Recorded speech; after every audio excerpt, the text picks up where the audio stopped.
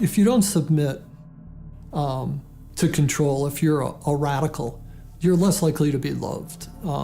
You're not fitting in with society. You're viewed as an outsider.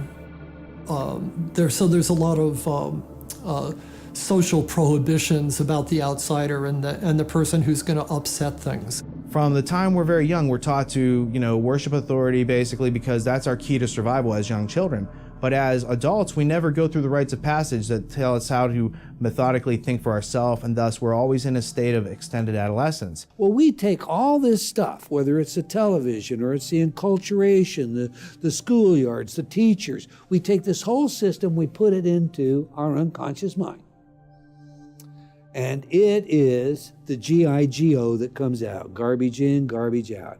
We simply, in that computer language, have harnessed our own power by accepting all these beliefs as though they are factual, whether it's the flat earth of Columbus, or it's the idea that I'm not good enough to be or to do something I've dreamed to do. To the degree that the individual loses a sense of what freedom really means for himself, mind control is working.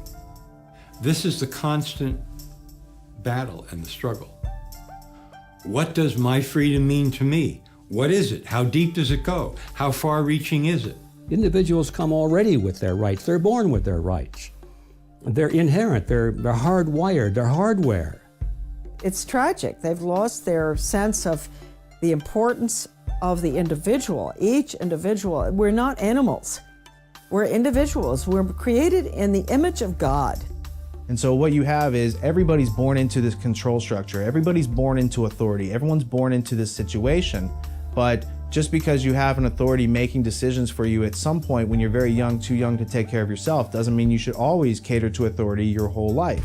Fatalism, defeatism, what Bob Marley called mental slavery. That's was a huge thing that he would sing about. How do we emancipate ourselves from mental slavery? Have we moved to that point of such slavery that we're too far gone? And just kind of letting it all flow by and being apathetic about it just gets you in a position of being controlled. You know, there are some people that don't care. There are some people that don't know and don't want to know. It is very frightening. If you really look at it, you would be left with the understanding that you were obligated to do something about it. And, you know, people work really hard every day and they just want to relax and enjoy their life. We have established a framework for the most part, works pretty good. People enter into this contract with society. That contract allows them to follow certain rules and expect certain returns on their investment of working within the framework of the contract.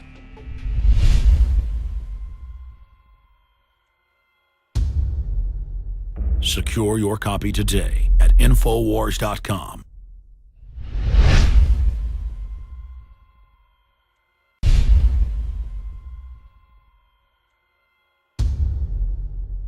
Secure your copy today at Infowars.com.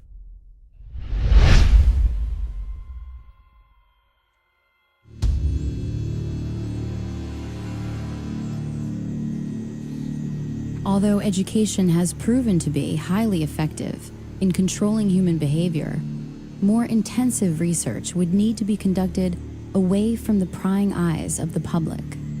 The Tavistock Institute was set up by the British Empire to really study mind control and to scientifically drill down into human behavior and put in textbook form systems of basic control so that could be duplicated out to government and corporate entities. And Tavistock has been involved at every level of social engineering. The Tavistock Clinic was founded in 1920 and operated as part of the Psychological Warfare Division of the British military. It was initially a voluntary outpatient clinic for treatment and research and was made up of general physicians, neurologists, and psychiatrists to facilitate the treatment of neurosis and shell-shocked British soldiers returning home from World War I. Going through their own publications on Amazon, you can find that some of their books cost like $18,000, $20,000. And what that tells me is they don't want the average person to be anywhere near getting their hands on this book, because what it gives you inside those books is the teacher's edition, to use an abstraction, as opposed to the students sitting around the class not knowing what the answers to the questions are.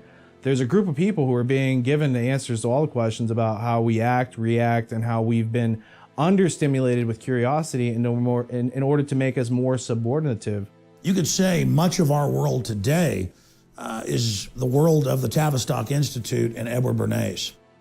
Having been instrumental in the Tavistock Clinic and director of the Tavistock Institute of Human Relations, it was former officer and consulting psychiatrist to the British Army, John Rawlings Rees, who created the concept of the psychological shock troops, or culture warriors, a federation of psychiatrists, which he intended to disperse across the globe to make it, quote, possible for people of every social group to have treatment when they need it, even when they do not wish it, without it being necessary to invoke law. The Tavistock Institute's influence did not stop simply at social psychology. Kurt Lewin, former head of Britain's Psychological Warfare Bureau, was a German refugee who became the founder of modern social psychology in the 20th century, an early consultant to the OSS, and an influential researcher with the Tavistock Institute in the area of management thinking and action research, specifically focused on the tactics of managing change within society.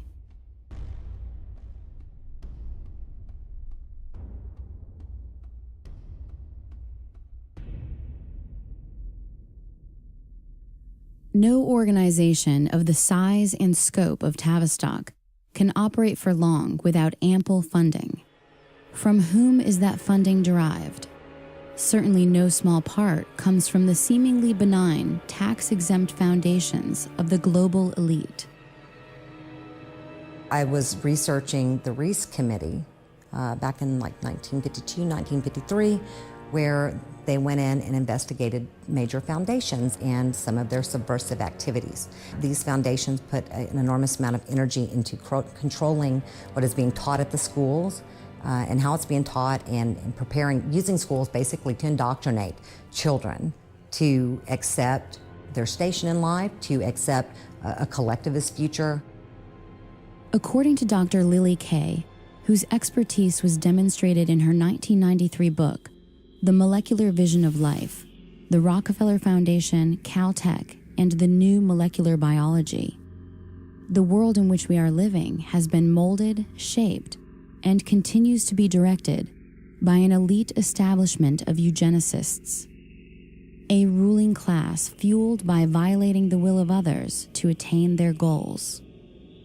Nowadays, almost every adult agrees on one basic goal for all students. Schools ought to turn out good citizens. Yes, good citizens. That's right. Absolutely. This country always needs good citizens.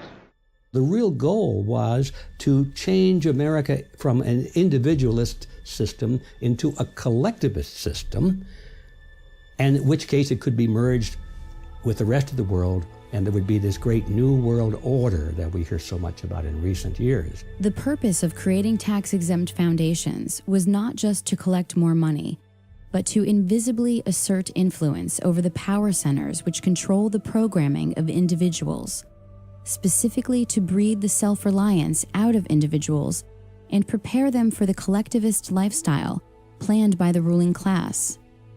Their goal: to undermine personal liberty on biological, social, and economic levels. They came together and decided what they were going to do with this money was to gain control of education in America, not for a philanthropic purpose, but to change the thinking of the American people over a generation or two. The globalist social engineers hungered and desired and coveted the power that the liberty in the U.S. had created. They wanted to take it over, and the tax-free foundations wanted to use it as an engine of global domination, and they've done that. And the Reece committees were the only time when Congress stood up constitutionally and demanded all the big foundations come and testify and open their private books. And the Rockefeller, the Carnegie, the Ford Foundation, they all came and said, look, we're here under presidential directive from more than 50 years ago. We've been told to collectivize the United States, to merge it with the Soviet Union. We've been told to make America more compatible with authoritarian regimes, and we're just doing what we were chartered to do. Until the creation of language, brute force held the key to fear, and thus to the control of individuals through violence and physical aggression. With the innovation of language, the minds of individuals could be harnessed with ideas and beliefs, making less significant the physical dominance of previous generations. This is how, for example, men of small stature could keep otherwise brave and ferocious gladiators as household slaves, whose deaths could be used for profit and entertainment. Out of the ashes of World War II rose the specter of human experimentation in the form of the 1939 to 1945 exodus of Nazi intelligentsia to continue their research and experimentation under the protection of national security. After being denazified, they were given new identities to live among those against whom they had fought.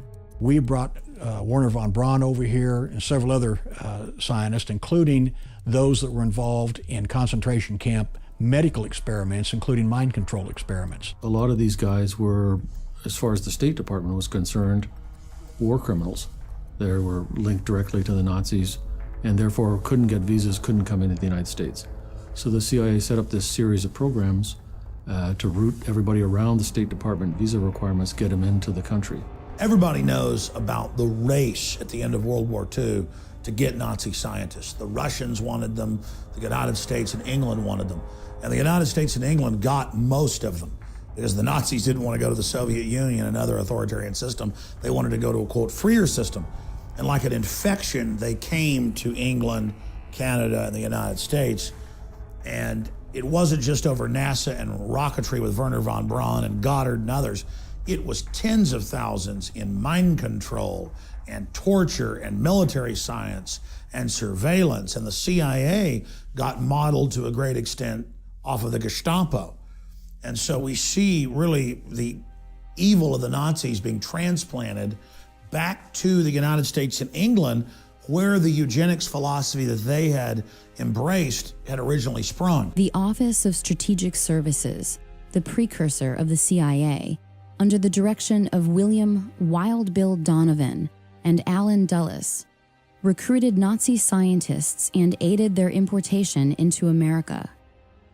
Among them were rocket scientist Wernher von Braun and the aeronautical physician Hubertus Strughold. The problem that the United States was facing was there was all these German scientists who were kind of in the wind, loose, wasn't clear where they were going to end up. And the French, the British, the Russians, and the Americans were all trying to recruit them. The Germans had developed lots of different advanced weapons.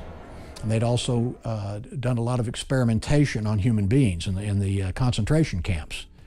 So they had a lot of medical data that we didn't have. They had, of course, the rocket scientists and the airplane scientists and all of the rest of it. And Paperclip was our version of going into Europe and finding these guys and bringing them to the United States to work. What we're missing in the documentation, we have physicians, aerospace medicine people, film people, ball bearings, projectile experts, all kinds of scientists. We're missing from the story the psychiatrists. But there must have been psychiatrists brought over, in parallel to Struckold under Paperclip. German financing came from America, came from Wall Street, and came from American corporations. Even the political support that Hitler got in Germany was, to some extent, traceable to American influences. Prior to World War II, American financiers, banks, corporations, all decided that there was money to be made in pre-war Germany. After all, they all knew that Germany was preparing to become a military aggressor, and it needed money to construct vehicles of war. They were spending a lot of money designing and building tanks and airplanes and military carriers and things like that, submarines, ships, and there was money to be made. And so Wall Street and some of the largest corporations like AT&T and even Ford Motor Company got very much involved with the Nazi regime. The experiment that went on became known as Nazi Germany starts in World War I and the Versailles Treaty in Paris 1919, basically giving the Germans the short end of the stick, giving them war reparations that they can't possibly pay, totally unrealistic. Now, this famous German banker named Helmar Schacht gets together with a guy from the Bank of England named Montague Norman, and they create something in 1932 called the Bank for International Settlements. And they use this as a clearinghouse for all the national debts, but really it's being used to launder money. What you find then is that same group, Helmar Schacht, becomes Hitler's banker. So Hitler is totally financed by these people who are making their lives out of pulling the wool over other people's eyes. And at the same time, they want to have the National Socialist experiment to test out the Prussian education system that they are using and about to roll out all over the world. Following the 1945 completion of Operation Paperclip, the CIA created MK-Ultra, a top-secret mind control research project which was managed by Sidney Gottlieb under the direction of Alan Dulles.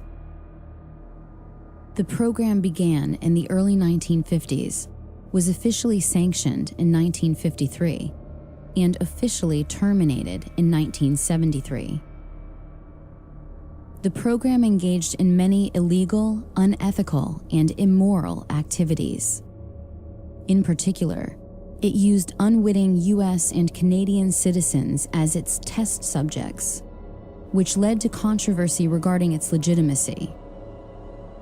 MK-Ultra involved the pioneering of many methodologies to manipulate individuals' mental states and alter brain functions, including the surreptitious administration of psychoactive drugs and other chemicals, hypnosis, sensory deprivation, isolation, verbal and sexual abuse, and other various forms of torture. When I interviewed John Marks about Search for the Manchurian Candidate, he said a very interesting thing to me. He had been given 10 boxes of CIA information on a Freedom of Information Act request, not his first. He had been trying to get this kind of information on the mind control program of the CIA in the 50s, 1950s, for a long time. And finally, as a kind of a sop, maybe even a joke, they gave him 10 boxes of materials that had nothing to do with the projects except the accounting data, the financial data, thinking that Marks wouldn't be able to do anything with it and CIA would be perceived to have fulfilled the FOIA request. But Marks was too smart for them. He saw into the financial data and realized what he had his hands on, that this was not only MK-Ultra mind control program of the CIA, but it was divided up into many, many, many sub-projects. And he had some of the funding details that provided the foundation for him to move forward in his research and discover what they were really up to. The military started the Artichoke Project. and the Bluebird projects, which I think was the Navy one, and they were trying to figure out, can we make a Manchurian Candidate? Can we make a super soldier? Can we control what people think and do and how they act on the battlefield? Can we make somebody braver than they really are? And it was getting up to where they were asking questions, can we create kamikazes like the Japanese had? In 1994, President Clinton created the Advisory Committee on Human Radiation Experiments, which was tasked with investigating the instances of federally funded research using ionizing radiation on human beings. Based on the documents made available to the committee, they identified nearly 4,000 cases of human radiation experiments taking place between 1944 and 1974. This included a series of federally funded experiments in which unsuspecting hospital patients were injected with plutonium. Many details of MKUltra experimentation were disclosed during a public hearing before the advisory committee. I'm going to start. My name is Valerie Wolf.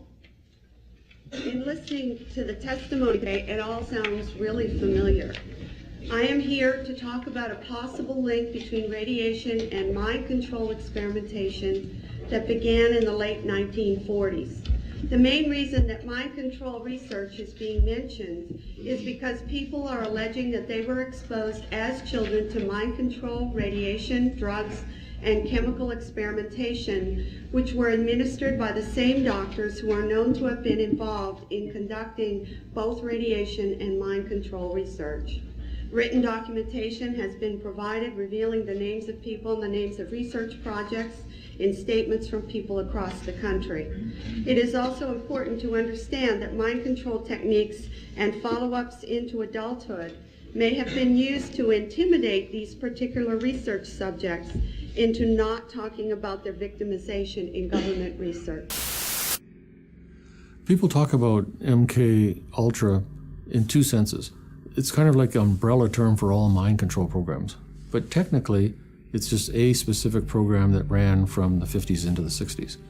And it stopped in 64. Therefore, MKUltra could not be operational today. But something like MKUltra with a different name surely must be. And I don't think there's any doubt in my mind at all that clearly mind control methods are used at Guantanamo Bay. I mean, there's all the hallmarks of mind control. There's hooding, there's forced sitting positions, there's sensory deprivation, sleep deprivation, all kinds of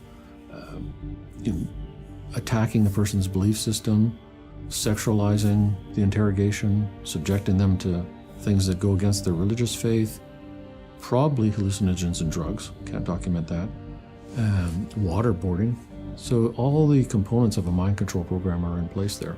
The hearings weren't really about that, and the women didn't have solid documentation, but they told the kind of stories that I hear over and over from mind control victims.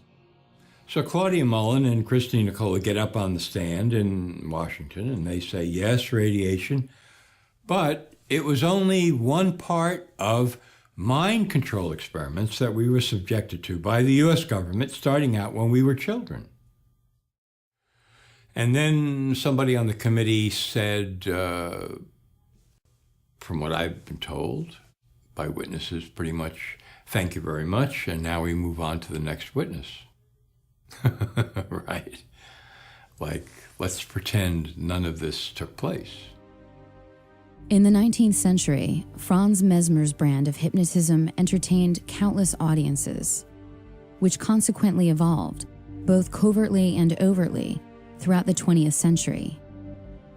CIA's Dr. George Estabrooks, a graduate of Harvard University and a Rhodes Scholar, finally created methods of reliable hypnotism, enabling its application to the science of social control. George Estabrooks was a Canadian-born psychologist whose career was at Colgate University in upstate New York. As early as 1943, in his textbook Hypnotism, he described in great detail, going back to the Second World War, taking Marines or other military people, using hypnosis and other programming on them to create a new personality. So he calls that Jones A and Jones B. And the new program personality would be given an assignment, which could be a courier, penetration, any kind of assignment. And the out front regular person would have total amnesia, complete lack of knowledge of the assignment. Estabrooks was a leading authority on hypnosis, programming soldiers during World War II to act as couriers, who were not aware they were hypnotized operatives on a mission. In this manner, the OSS targeted political objectives through the covert methods of assassination and espionage, leveraging the science of hypnotism. Where hands-off hypnotic and pharmacological methods fail, the physical application of actual electrical stimulus directly to the brain becomes the next logical step. In 1964, Yale neuroscientist Jose Delgado implanted radio-controlled electrodes into the brain of an aggressive bull in an attempt to control its behavior in a ring with a matador. With the push of a button, Delgado himself was able to stop the bull in mid-charge. He didn't stop with the bull, but also conducted experiments on cats, monkeys, and even human test subjects. We had people as young as 11 he was doing this to. One was a 16-year-old girl, and there's pictures in his books where she's kind of staring off into space, vacant. Another, she's strumming on a guitar. Another, she's pounding on the wall, all based on what button he's pushing on the transmitter box. Delgado developed what he called a stimoceiver that allowed him to target specific emotions and regulate behavior by aiming radio stimulation at different regions of the brain. His idea of the future is, and this he was totally serious about and described in detail, we're going to put electrodes in the entire population, except probably Dr. Delgado himself, and a few elite generals, and we're going to control the entire population. And this is not going to be fascism, this is going to be the next step in evolution. Dr. Donald Ewan Cameron was a Scottish-born psychiatrist who was president of the American Psychiatric Association from 1952 to 53, and later first president of the World Psychiatric Association. Cameron was directly involved in the brainwashing attempts of Central Intelligence Agency's top-secret MK-Ultra mind control program. Under directives from Sidney Gottlieb and funding from the CIA funneled through various front organizations, he spent years researching and experimenting with behavioral modification techniques. It was here that the CIA funded a series of experiments, severe experiments. The work was done by the Institute's then director, Dr. Ewan Cameron. It is the closest experimentation to brainwashing yet disclosed. His work, unprecedented in psychiatry, consisted of 3 areas which he called sleep therapy, psychic driving, and the ultimate depatterning. Dr. Maurice Dongier, current head of the Allen Memorial Institute. In his psychic driving, so-called type of therapy, he would give the patient intensive electric treatment in order to make the patient regress deeply, become forgetful, and then he would attempt to implant new ideas in the mind of the patient.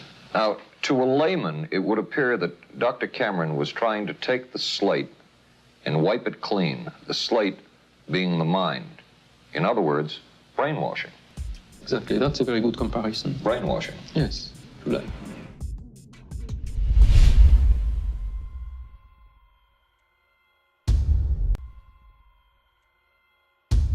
Dr. Ewan Cameron was a MK-Ultra contractor. Officially, it says that he didn't have top secret clearance, but I'm sure that in fact he did. The reason I say that is he was at different times president of the Quebec Psychiatric Association, the Canadian Psychiatric Association, the Society of Biological Psychiatry, and the World Psychiatric Association. Ewan Cameron was the most famous psychiatrist in the world during the 1950s. You name a psychiatric association of any size or scope, he was the president of it. He became a psychiatrist. In fact, at one time, he was the president of the World Psychiatric Foundation, and he ended up immigrating over here from Scotland, and was working in Canada under Sid Gottlieb, and he headed up one of the projects dealing with LSD and with different types of mind control projects that he had, especially hypnosis. His experiments were basically, there's kind of two components to it. One is psychic driving, and the other is de-patterning. So de-patterning is you give massive amounts of electric shock to the person, like 100+ treatments, with 6 times the usual amount of electricity per treatment. Completely wipe their minds out, so they don't know who they are, where they are, they don't recognize their children. And then once they're in that state, you can add on barbiturates and other drugs, keep them asleep for weeks at a time, or kind of like half asleep, and then play tape loops over and over and over and over. That's the psychic driving. And the tape loops will be in the doctor's voice or the person's voice. And this is all supposed to program a new personality. It has been alleged in some cases that Cameron held patients against their will for weeks at a time, drugged and unconscious, under the threat of being committed to an institution for life if they did not participate in his treatments. He began a program of torture, and I don't use the word lightly, on patients who had no idea this is why they were coming to him. They were people who came to him for therapy, for help. And he experimented on them as a torturer would to create new personalities.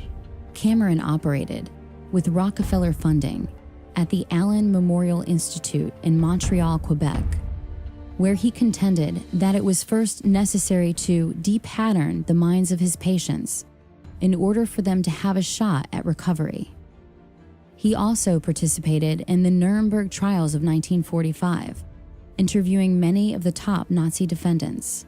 After World War II and the creation of the CIA, the need for a truth drug and drugs that could perform, that the CIA could use for other purposes, increased. They turned to the Bureau of Narcotics and Harry Anslinger.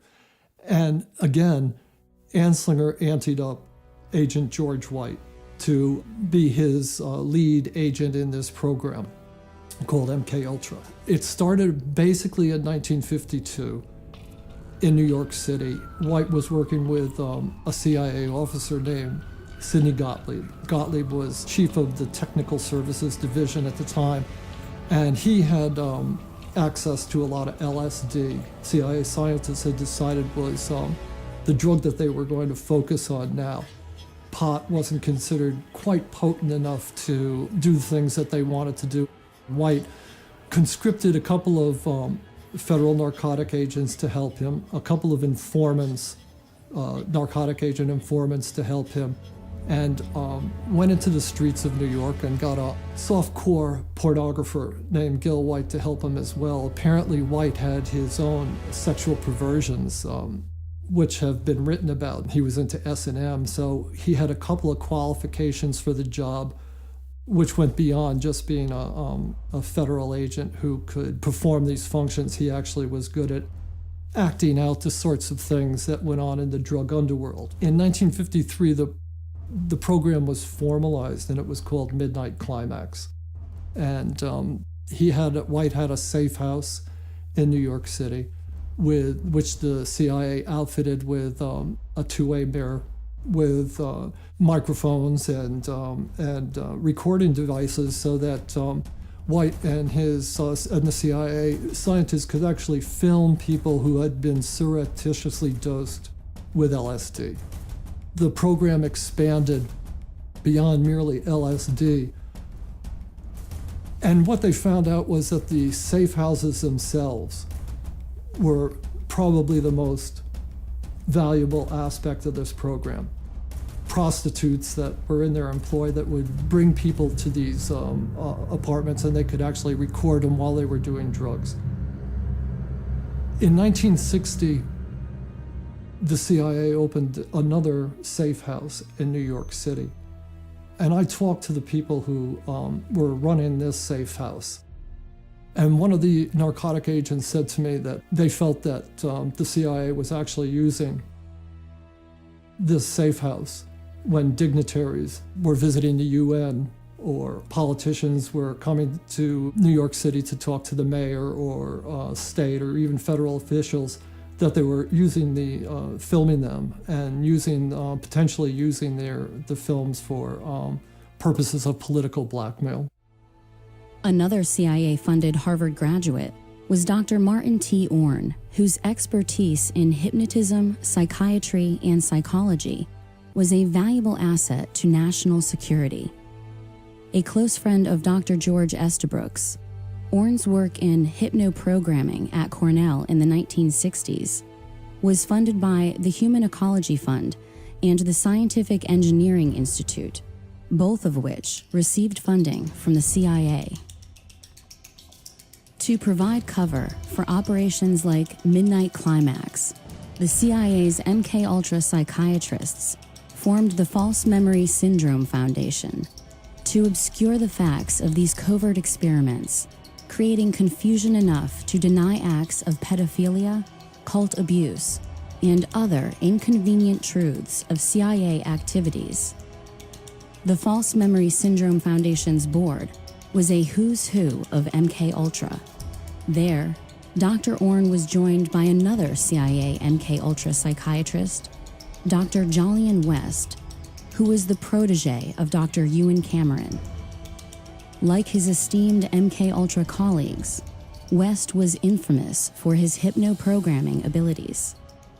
Using words to make patients believe that their memories of abuse were just figments of their imaginations.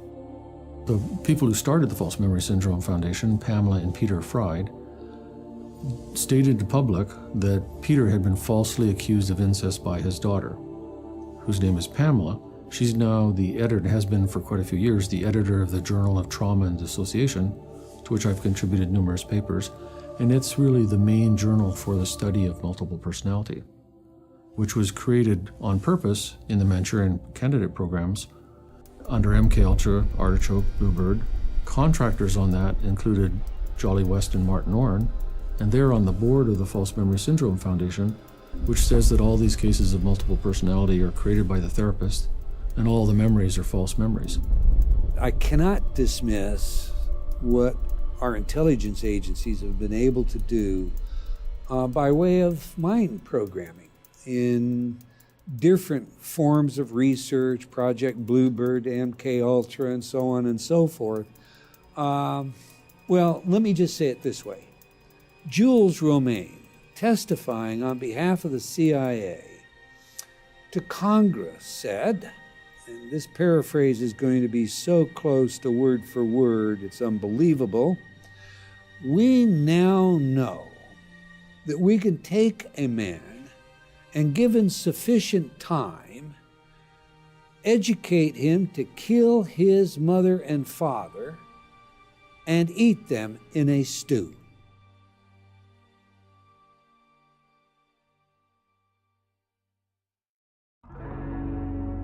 How will power gravitate into the hands of those who control information?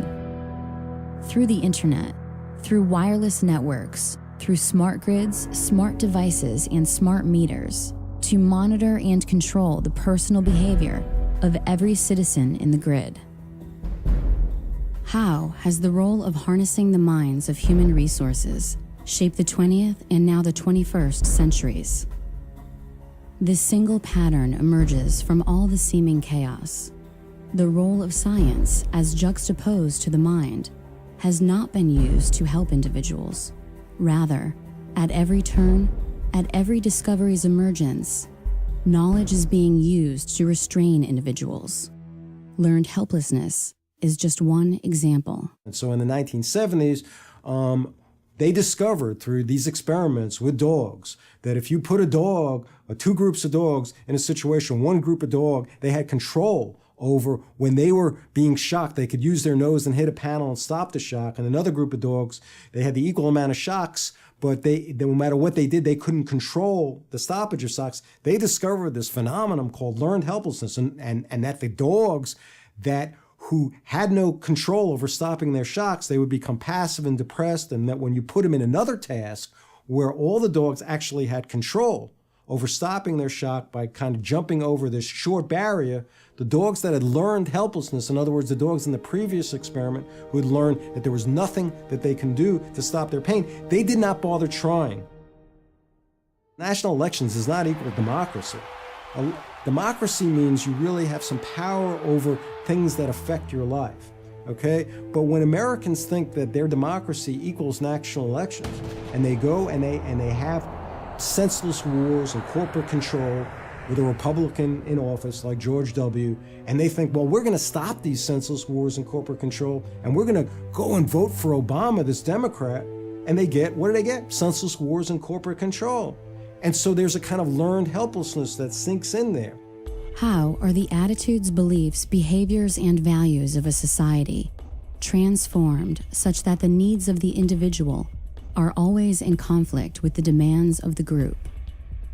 The early 20th century trend of conspicuous consumption, or the trading of that which is valuable and sensible for that which is superficial and frivolous, swept over America and other countries around the world, with the help of a few minds who were focused on changing our lives before we were even born. Edward Bernays, the nephew of Sigmund Freud, is well known as the father of modern propaganda and public relations, and for his application of psychological techniques to the field of advertising. People have a herd instinct. They tend to move in groups. They make conclusions based on emotion and feelings and desires.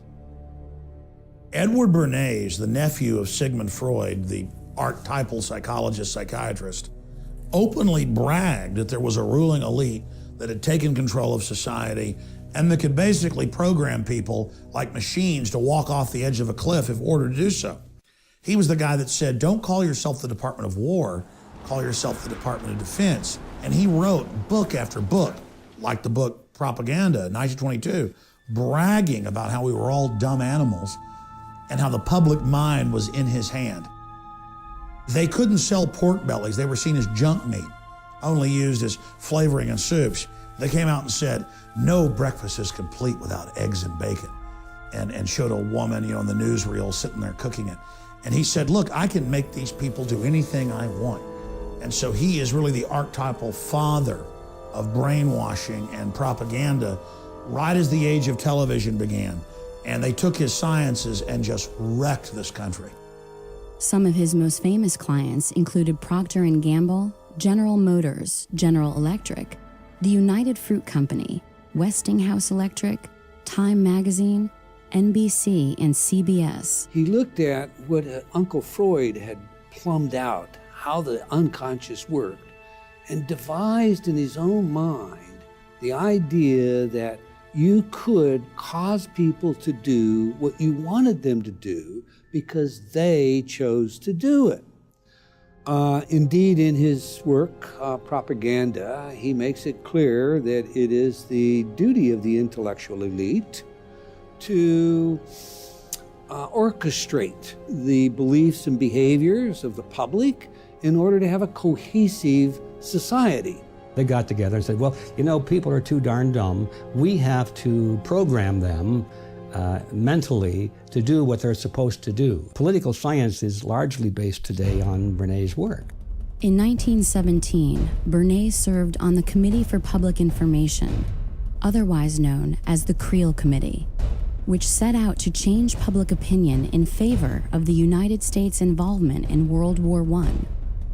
At the request of Woodrow Wilson, Bernays personally attended the Paris Peace Conference of 1919, the same year that he would found the first public relations firm in the United States. Advancing some of this work, of course, he was commissioned by Woodrow Wilson and to assist in selling the idea of World War I, that it was about spreading democracy throughout Europe. He is, for all intent and purposes, the father of what we call today neuromarketing.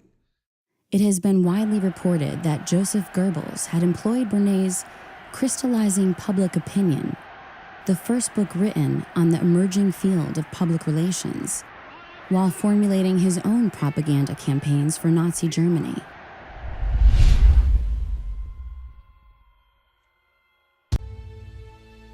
Moving beyond Bernays, other luminaries in the manufacturing of public consent included Walter Lippmann and Ivy Lee, both of whom complemented these tactics by expanding the breadth and depth of mass media entrainment of individual minds. And then I read 1928, book by Walter Lippmann, talking about public relation and public opinion, and basically saying the same thing, that the public is not inherently irrational, but they can use PR and propaganda and media to play upon people's existing irrationality instead of introducing them to the concepts and definitions of that which exists. So instead of creating world peace by putting everyone on the same page, by giving us a method to discern fact from fiction, they use that gap in our perception to play tricks on us. So that's all I've ever seen during human history, is human beings playing tricks on other human beings. As for Ivy Lee, he was not only popular with some of America's most prestigious corporations and foundations, he also found time in his busy schedule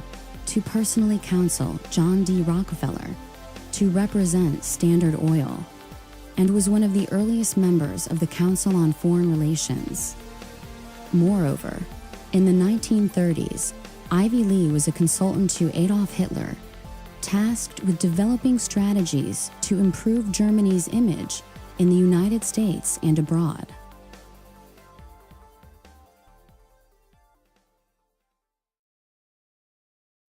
Kids are impressionable. That's why here at this station, we watch the programs and commercials your child watches carefully. He may see bad guys, but not in the role of heroes. He'll learn that crime doesn't pay. Because your child's welfare is our concern, too. That's part of our code. The code of the National Association of Broadcasters for television and the greater public interest.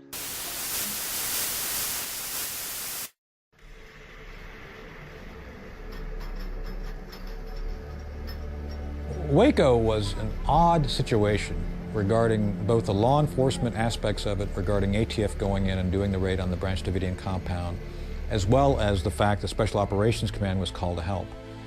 This is one of those situations where everything that could go wrong pretty much went wrong from day one.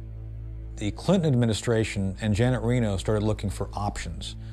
One of the options that they decided to engage on was bringing Special Operations Command in to advise them on quote-unquote psychological operations. When the Special Operations Command elements arrived, they began giving advice to the law enforcement individuals on how to go about implementing specific themes. Within the psychological operations community, they typically look at themes of how to modify, adapt, or somehow reshape the thinking of a target group, of an audience. These specific techniques, which were brought to bear on the Branch Davidians, were developed for military operations overseas, primarily against a foreign target. So another question has to be asked: what is the wisdom of using psychological operations techniques developed for an audience against a U.S. target? Again, a very controversial issue. How does one defend themselves against strategic information, propaganda? It's a very simple answer. Ask questions. Always check your source. I, as a public figure, am often having to speak publicly about issues and information. I look at everything. I've been criticized by my friends. Oh my God, you look at Fox News, you look at CNN. Absolutely, because the false information being provided to the mainstream outlets means something. So why are they saying things a certain way? How are the habits of individuals changed and then reinforced to create new behaviors preferable to the collective? In the 21st century, the method has evolved little from millennia ago. Only the technology has changed. Today's television provides those who leverage public airwaves with an opportunity to control individuals far beyond the simple linguistic programming of radio. The major point of television is the commercial. The programming is designed to kind of keep people hanging in there long enough to watch a commercial, and that they're in a more passive, zombified state to buy into the goofy, silly commercial. That is the point of it. You are willingly subjecting yourself and your family to psychological warfare assault, not just with the semantics, not just with the messages, but the very flicker rate of the television, on record, patented to put you into a dreamlike sleep state We're highly suggestible. You think you're looking at a constant picture. You're really not. Modern televisions, you're looking at LEDs, and they're going on and off. Because they're going on and off, there's a brain entrainment process that takes place. To make it real simple, it comes down to this. Research shows us that the average person, when placed in front of a television set in less than 3 minutes, will go into alpha. Hypnosis is, for all intent and purposes, objectified by brainwave activity. If I'm looking at your brainwaves, an EEG, in normal consciousness, you're operating at what we think of as beta. So you're going to be 15 to 30 cycles per second. 30 is on the stress side, but that's typically where you're going to fall. In alpha, you're going to be 7 to 14 cycles per second, 8 to 14 cycles, depending on the scale. Now, alpha consciousness, for all intent and purposes, is a state of hyper-suggestibility. And it keeps people sedated. You know, they use them in televisions are used in prisons. They're cheaper than hiring more guards. Of course, people are going to be then told that it's okay not to just have one television, but to have 3, 4 televisions in a house, and to be not watching it just on a normal television set, but on their phone and on their laptop. And you want to normalize this kind of crazy thing of people spending 5, 6, 7 hours a day watching television. Television has been the ultimate tool of mind control. And for more than 60 years, children are set in front of it as a babysitter, while they are bombarded with images of violence and decadence and corruption. And what it does is it just acclimates the child that when they see a real person dying on the street, they don't go over and aid them. We see this happening because, oh, that's entertainment. In fact, people now have been recorded laughing at someone hurt because it's just more entertainment. They've had their basic empathy disconnected, cut off. The role of advertising has certainly evolved away from one of utilitarian necessity in communicating the form, function, and value of a product. The application of the behavioral and psychological sciences has played a seminal role in the way corporations now sell products to consumers in American society and internationally. In 1921, after leaving Johns Hopkins University, John B. Watson, the founder of behaviorism, took a job with the J. Walter Thompson Company, and by 1928, he was vice president of the entire firm. Watson introduced new market research techniques into advertising and discovered that sales could be influenced by manipulating images associated with brand names. For instance, blindfolded smokers could not tell the difference between brand name and generic. J. Walter Thompson remains one of the most powerful advertising agencies in the world today. Most people believe that you're going along through life making your own choices, making your own decisions, okay? You know, I decided to do this, I decided to do that, I did that. By watching the brain live time, neuromarketers today know exactly what product to place where, how to package that product, what colors you're going to respond to, what images you're going to respond to, what kind of pre-programming already exists that they can couple it to. And so when you have a society where people are being told at every level to consume, to buy their way into happiness, and that's their only salvation, that's their only way into happiness, is to then you have what I call a kind of fundamentalist consumer society. How is that problematic? Why is that dangerous? Well, when you have people who only care about buying things, you're gonna make people weaker in a lot of ways. You're gonna certainly make them less self-reliant. And when they're told that you just buy things, buy your way into happiness, they don't realize that you can gain strength by doing a lot of things yourself, okay? You also make people self-absorbed. I mean, a point of all advertising, which is the technology of consumerism, is to get people to care, over focus on every one of their needs and every one of their feelings. So if they're having a bad day, they must focus on that and focus on how depressed they are. Billions and billions and billions of dollars have been spent privately and publicly looking at how to tap into your psyche, how to cause you to make choices that you wouldn't otherwise make, to do things that you wouldn't otherwise do, to consume, whether it's a product or a plank in a political platform. I've also asked the school board to make a part of every day some kind of anti-violence, anti-gun message. Every day, every school, at every level. One thing that I think is clear with young people and with adults as well is that we just have to be repetitive about this. It's not enough to simply have a catchy ad on a Monday and then only do it every Monday. We need to do this every day of the week and just really brainwash people into thinking about guns in a vastly different way. To me, with the media just willing to report whatever the government tells it to report, that gives the government free rein to create whatever story or narrative it wants to create for whatever purpose it wants to create a story for. And that's where we're at. That's why when you put on the 6 o'clock news and you switch from one channel to another, they take their commercial breaks at the same time, they tell the same news stories, and they tell the same news stories at the same time. But then you go to the internet, you go to BBC out of London, or one of the other foreign news services, and you see all kinds of news that we never hear about here. Mass media today is the cutting edge of psychological warfare, and it is nothing but an all-out assault against the general public. When you watch mainline establishment television, you are putting yourself in front of the barrel of a gun.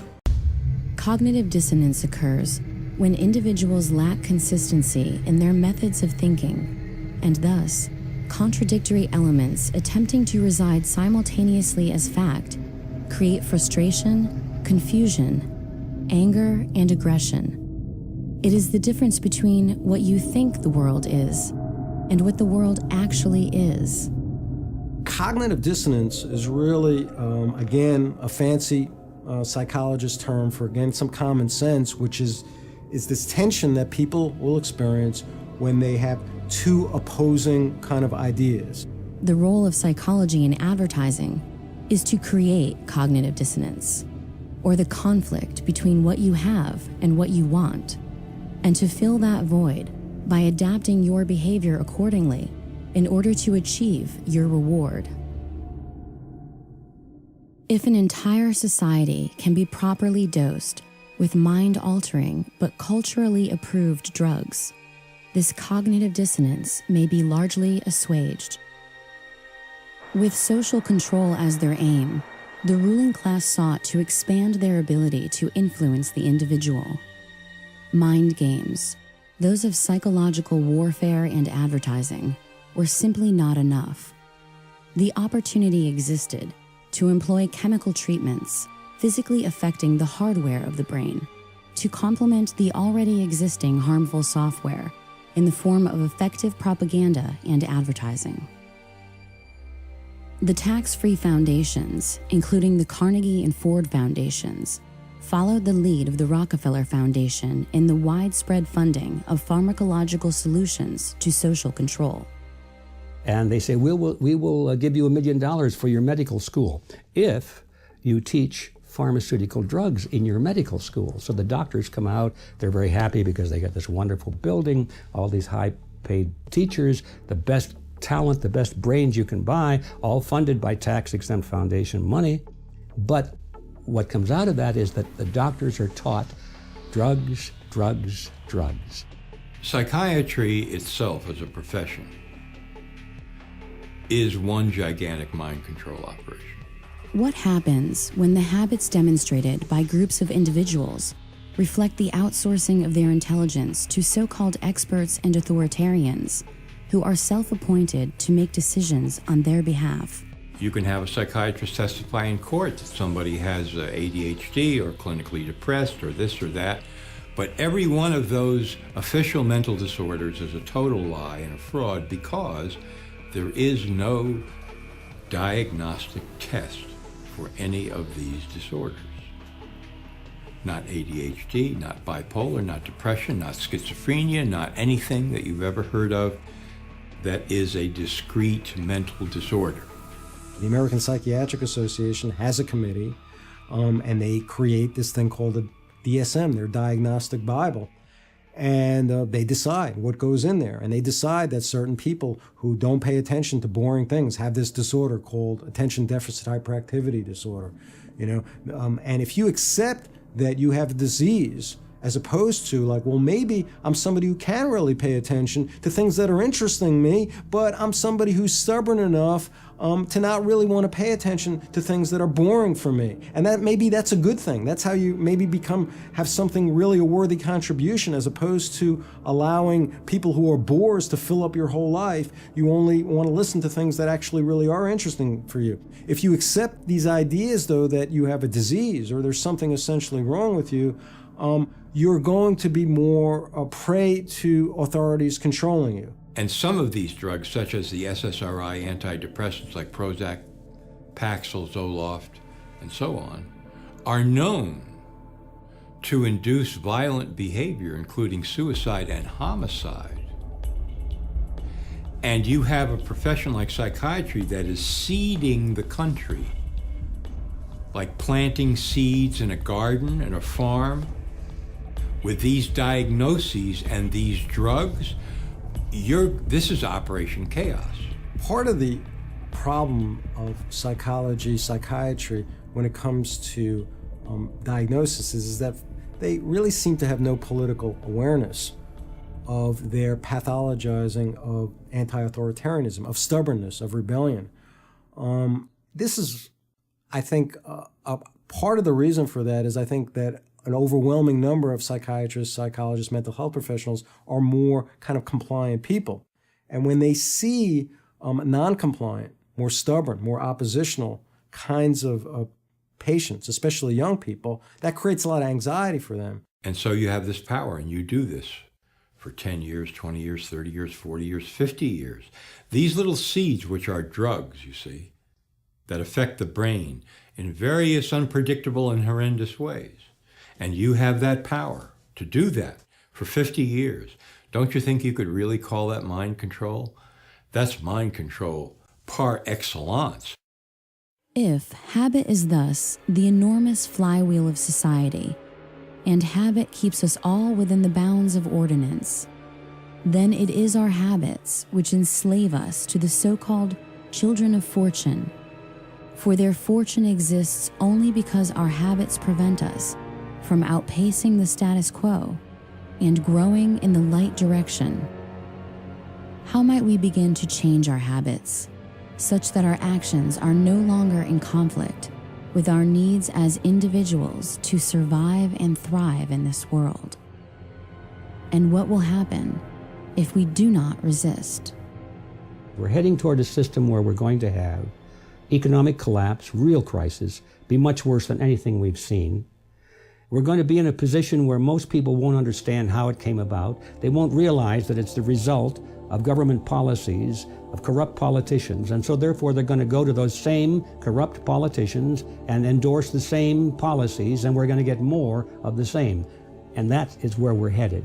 It all goes back to people who are smarter than us, who are polymaths, who are organized and have a lot of office supplies and infinite money because they can print it out of thin air and everyone else takes it and says, this is real.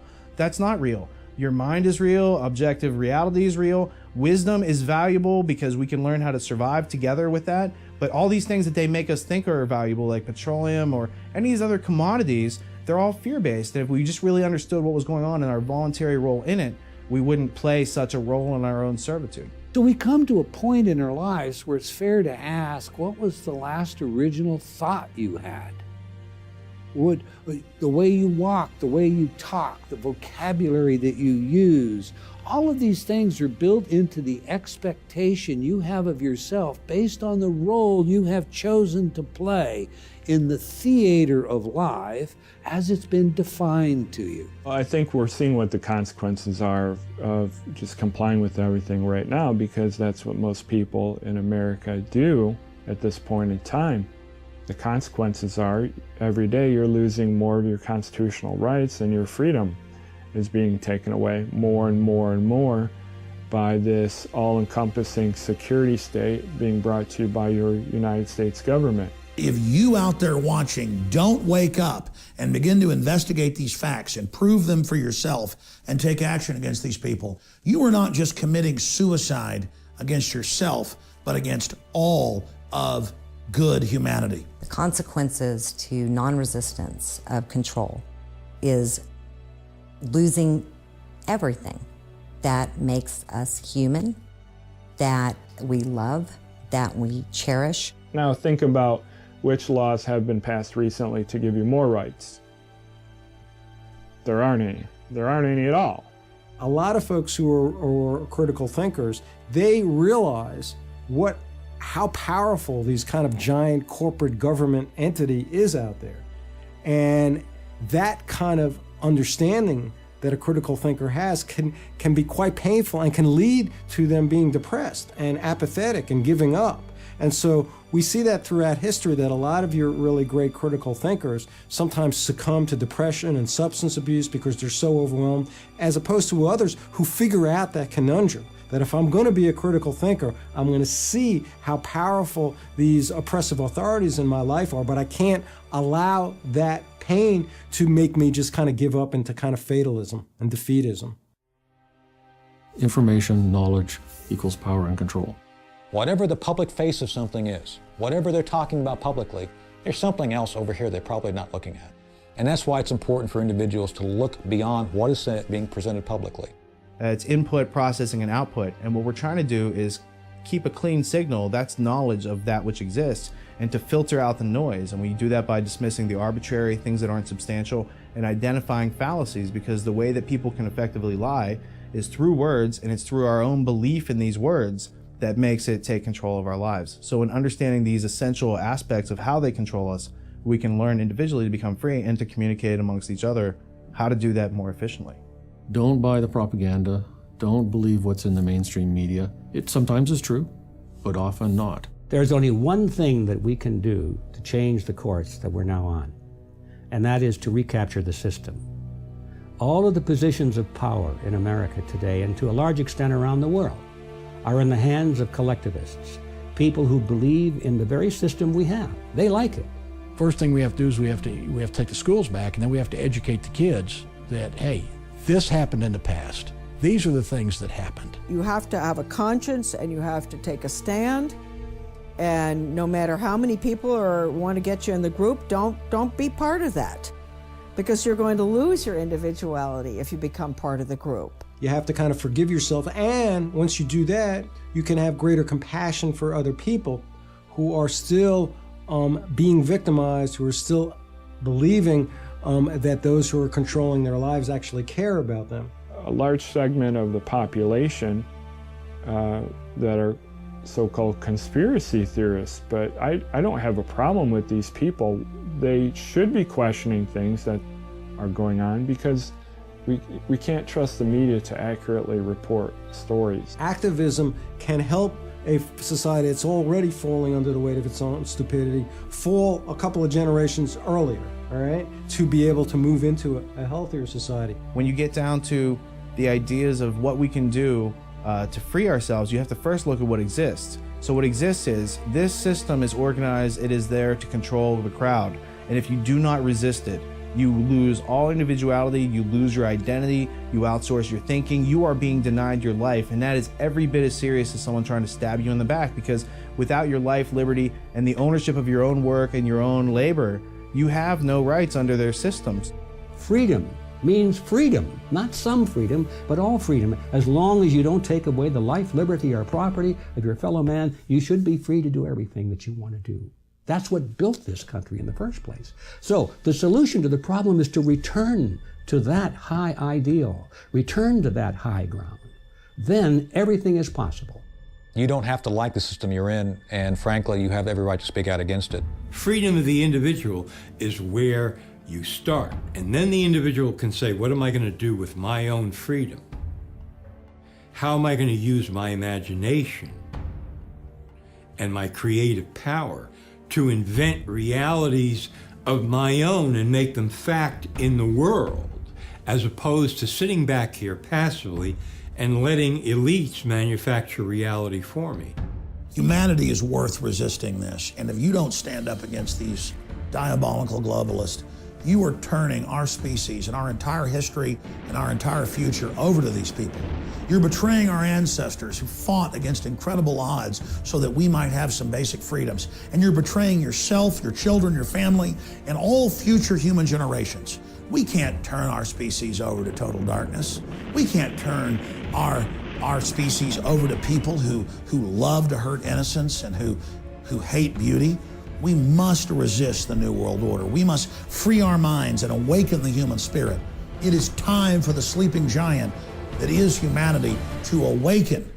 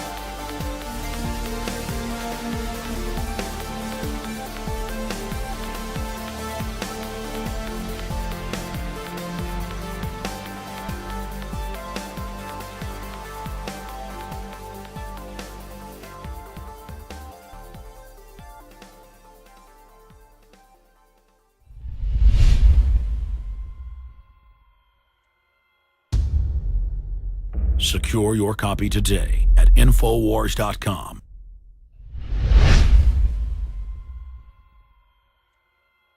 Now you can watch The Alex Jones Show live as it happens at Infowars.com/show.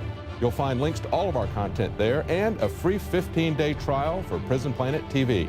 More than 60 movies and documentaries all in one place at Infowars.com/show. Yes, these men and their hypnotized followers call this a new order. It is not new, and it is not order.